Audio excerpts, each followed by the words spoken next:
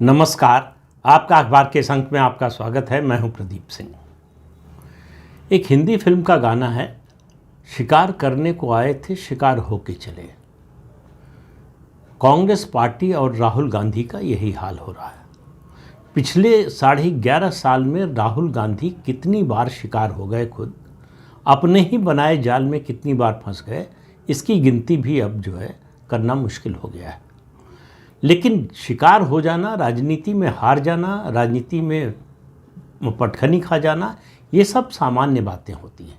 लेकिन राहुल गांधी आजकल जो कर रहे हैं, ख़ास तौर से बजट के सत्र में पिछले 3 दिन से जो कर रहे हैं, राष्ट्रपति के अभिभाषण पर धन्यवाद प्रस्ताव पर चर्चा होने, बाकी सांसदों ने बोला राहुल गांधी को जब मौका दिया गया, प्रतिपक्ष का नेता होने के नाते पहले मौका दिया गया, तो वो कम से कम उनको ये मौका 5-6 बार दिया गया।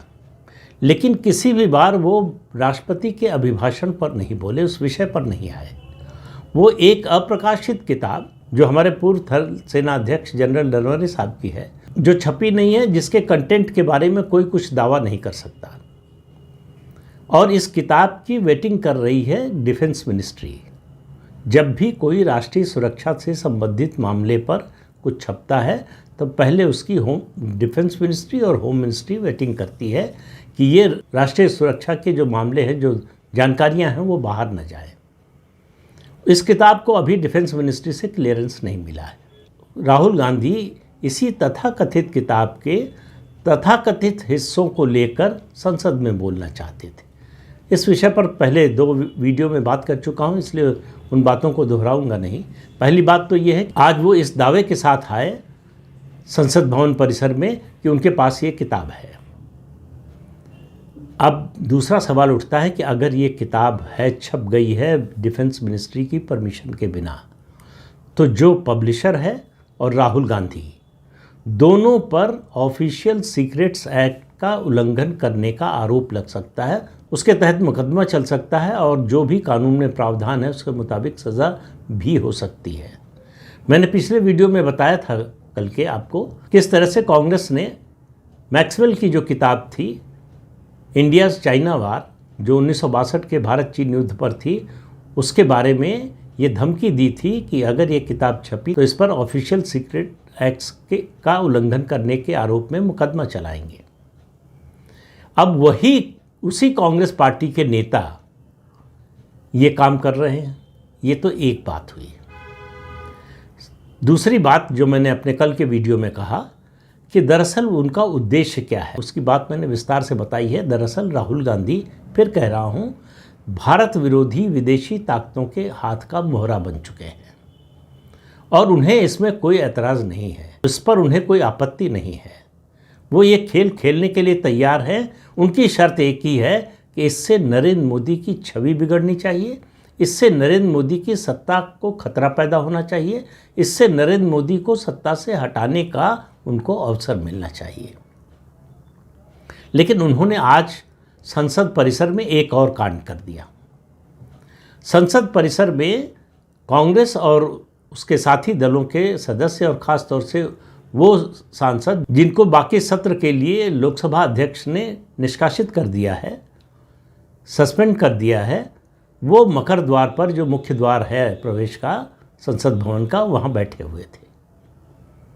वहाँ से गुजरने लगे, जो पहले भी ऐसा 2-3 बार कर चुके हैं कांग्रेस और विपक्ष के लोग, पूरा रास्ता घेर कर बैठ जाते हैं। और वहाँ से केंद्रीय मंत्री रवनीत सिंह बिट्टू जाने लगे तो उनको देखकर राहुल गांधी ने कहा, हेलो ट्रेटर ब्रदर। अब आप समझ सकते हैं इसका मतलब क्या होता है। उन्होंने हाथ बढ़ाया मिलाने के लिए। बिट्टू ने कहा कि तुम देशद्रोही हो, तुमसे हाथ कैसे मिला सकते। सिखों का कत्लेआम करवाया तुम्हारे परिवार ने, स्वर्ण मंदिर पर हमला करवाया तुम्हारे परिवार ने, और हमको तुम एक पगड़ीधारी सिख को ट्रेटर बोल रहे हो, पूरे सिख समाज का अपमान कर रहे हो। बीजेपी ने इसको मुद्दा बना दिया कि ये सिख समाज का अपमान है, जितने पगड़ीधारी सिख हैं उनको ट्रेटर बता रहे हैं राहुल गांधी। और याद रखिए, रवनीत सिंह बिट्टू वही नेता है जो एक समय राहुल गांधी के बड़े करीब हुआ करते थे, कांग्रेस पार्टी में थे। उन्होंने कांग्रेस पार्टी और राहुल गांधी का साथ छोड़ दिया और भारतीय जनता पार्टी में आ गए। अब केंद्रीय मंत्री हैं और ये भी टिप्पणी की राहुल गांधी ने कि एक दिन लौट कर आओगे। तो बिट्टू ने बाद में मीडिया से कहा कि भाई जिसको ट्रेटर बता रहे हैं उसको वापस क्यों लेना चाहते हैं, तो ट्रेटर को लेकर वो क्या करना चाहते हैं, ये राहुल गांधी से प्रश्न किया गया। अब राहुल गांधी इस पर पूरी तरह से घिर चुके थे। सरकार को घेरने के लिए एक दूसरा मुद्दा बनाया कांग्रेस पार्टी ने। आज सदन में निशिकांत दुबे जो भारतीय जनता पार्टी के सांसद हैं, उन्होंने कम से कम 1 दर्जन किताबें दिखाई। इन किताबों में ब्यौरा है गांधी परिवार के कुकर्मों का, चाहे वो मित्रोखिन फाइल हो, बोफोर्स कांड पर हो, और इस तरह से अलग अलग लेखकों की अलग अलग किताबें हैं। उनमें से कई किताबें बेस्ट सेलर बन चुकी हैं। उसमें कुलदीप नैयर की भी किताब है, उसमें संजय बारू की भी किताब है। अलग अलग लेखकों की किताबें हैं जो पब्लिश हो चुकी हैं और जो पब्लिक डोमेन में उपलब्ध है। अब कांग्रेस कह रही है कि आपने निशिकांत दुबे को किताब दिखाने दिया और ये बोलने दिया कि उसमें क्या है, तो राहुल गांधी को कैसे रोका। अब ये अगर बेसिक समझ कांग्रेस के सांसदों नेताओं में नहीं है, संसदीय प्रक्रिया की ये सामान्य जानकारी नहीं है, तो भगवान मालिक है इस पार्टी का। राहुल गांधी जो बोल रहे थे वो संसदीय नियमों परंपराओं दोनों के खिलाफ, कि एक किताब जो पब्लिश नहीं हुई है जिसके बारे में दावा किया जा रहा है कि वो राष्ट्रीय सुरक्षा से संबंधित जो तथ्य हैं वो उसमें हैं, उसके बारे में बोल रहे हैं।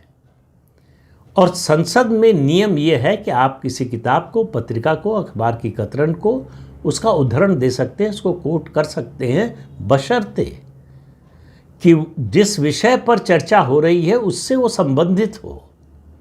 चर्चा का विषय राष्ट्रपति के अभिभाषण पर धन्यवाद प्रस्ताव पर चर्चा थी, उसका इस तथाकथित किताब से कोई संबंध नहीं था। तो राहुल गांधी ने और ख़ासतौर से प्रियंका वाड्रा ने संसद परिसर में घोषणा की कि लीडर अपोजिशन को नहीं बोलने दिया गया है, अब हम सत्ता पक्ष के किसी सदस्य को नहीं बोलने देंगे।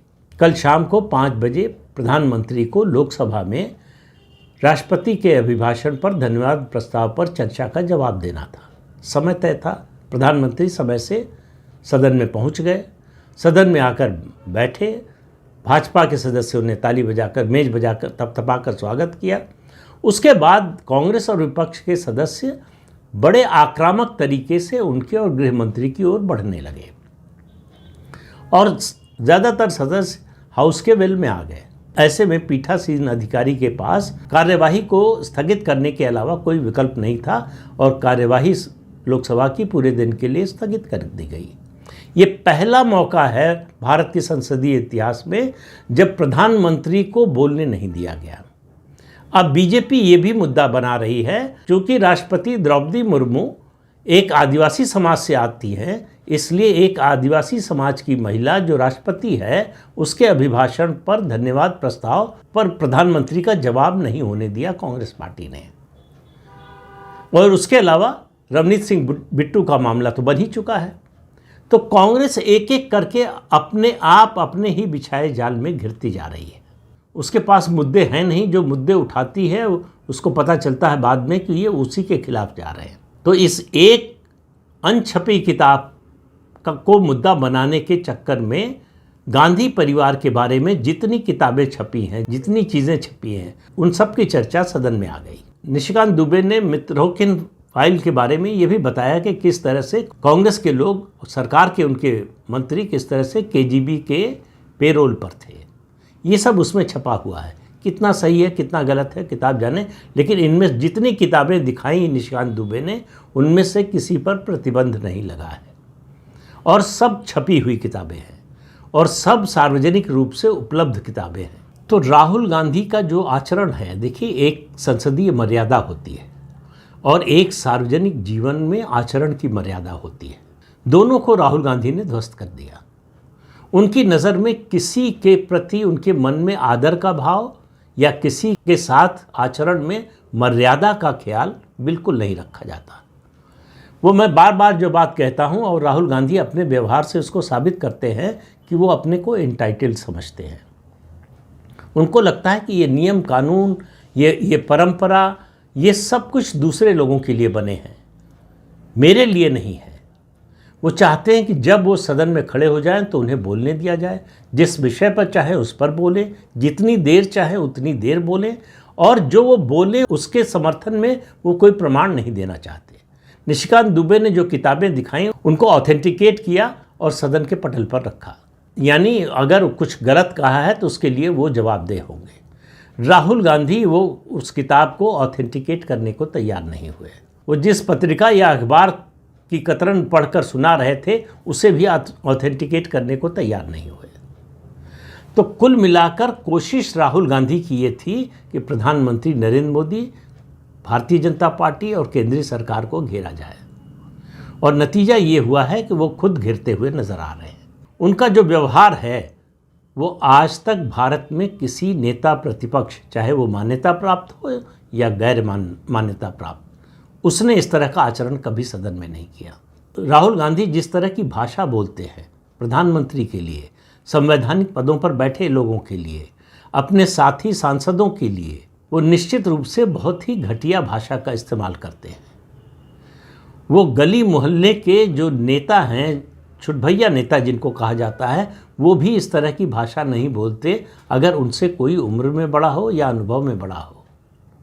उनके साथ भी इस तरह का व्यवहार, इस तरह की भाषा का इस्तेमाल नहीं करते। लेकिन राहुल गांधी के लिए इस सब से कोई मतलब नहीं है। फिर सवाल है कि राहुल गांधी ऐसा क्यों करते हैं? दरअसल ये राहुल गांधी की हताशा है, कांग्रेस पार्टी की हताशा है। 11.5 साल का समय कम नहीं होता। कांग्रेस को कोई रास्ता नहीं मिल रहा है। जिस रास्ते से, जिस दरवाजे से घुसने की कोशिश करते हैं, पता चलता वही बंद है। और सबसे बड़ा दरवाज़ा जो है, जिसे आप कह सकते हैं किले का दरवाज़ा, मुख्य द्वार, और वो है जनता का द्वार, वो भी बंद है उनके लिए। तो आज़ादी के बाद के 79 सालों में ये पहला मौका है जब कांग्रेस पार्टी 11.5 साल से सत्ता से बाहर है। कांग्रेस का सत्ता से बाहर होने का मतलब है कि मछली पानी से बाहर है। तो पानी से बाहर मछली को रख दीजिए तो जिस तरह से वो तड़पती है, उसी तरह से कांग्रेस पार्टी सत्ता के बिना तड़प रही है। तो वो कोई भी समझौता करने, किसी भी हद तक जाने के लिए तैयार है कि उसको सत्ता वापस मिल सके।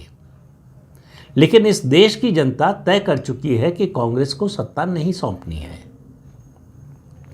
1989 में राजीव गांधी को जब सत्ता से बाहर किया देश के मतदाताओं ने, उन्हीं राजीव गांधी को जिनको 414 सीटें दी थी लोकसभा की 1984 में, तब से कांग्रेस को सत्ता में लाने के लिए कभी वोट नहीं दिया।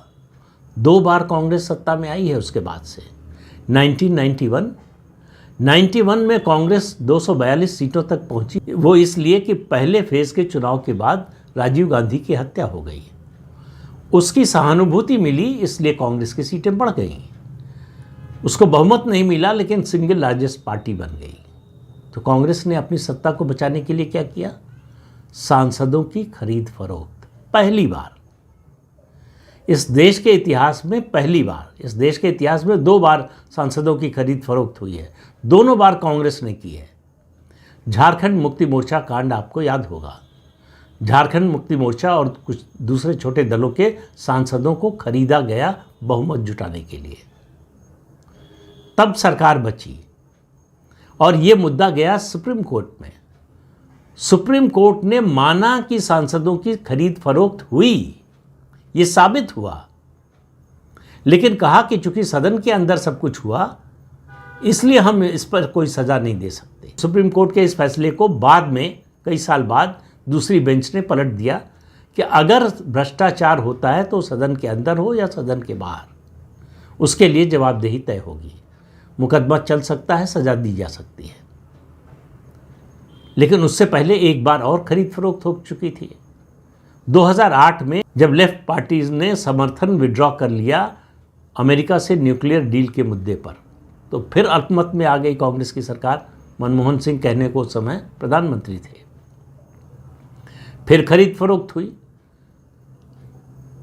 सदन में नोटों के बंडल दिखाए गए कि ये रुपया दिया गया खरीदने के लिए सांसदों को। वो मामला भी अदालत में है और वो कार्यवाही अभी भी चल रही है। उसका फैसला नहीं आया है। तो कांग्रेस अपनी सरकार बचाने के लिए अगर सत्ता में है तो वो सांसदों की खरीद फरोख्त भी कर सकती है। 2 बार साबित किया है उसने। तो वो सत्ता बचाने के लिए किसी हद तक जा सकती है। मैंने कहा 2 बार सत्ता में आई, लेकिन लोगों ने बहुमत नहीं दिया।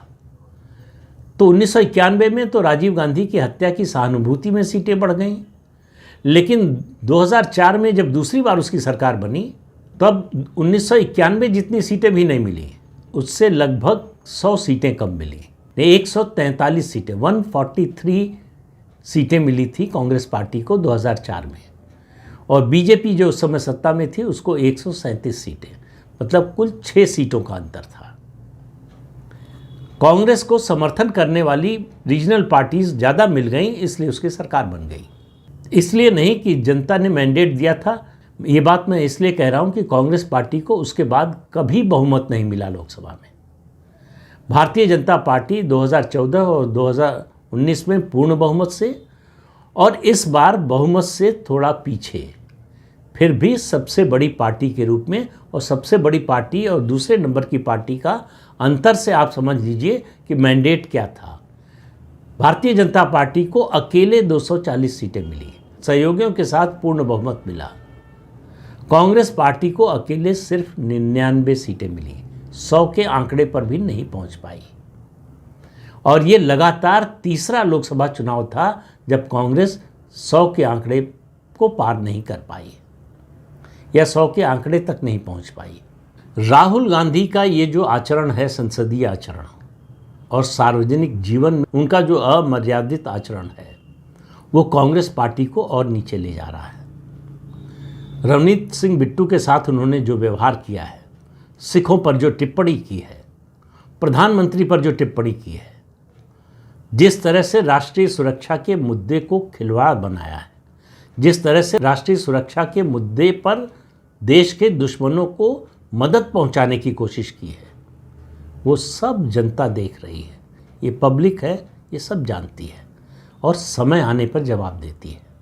तो समय आने पर कांग्रेस पार्टी और राहुल गांधी दोनों को जवाब मिलेगा जनता का। तो इस अंक में इतना ही। अगले अंक में फिर मिलेंगे किसी नए मुद्दे के साथ। तब तक के लिए अनुमति दीजिए। आपसे अनुरोध है कि ये चैनल देखिए, शेयर कीजिए, लाइक कीजिए और सब्सक्राइब जरूर कीजिए। नमस्कार।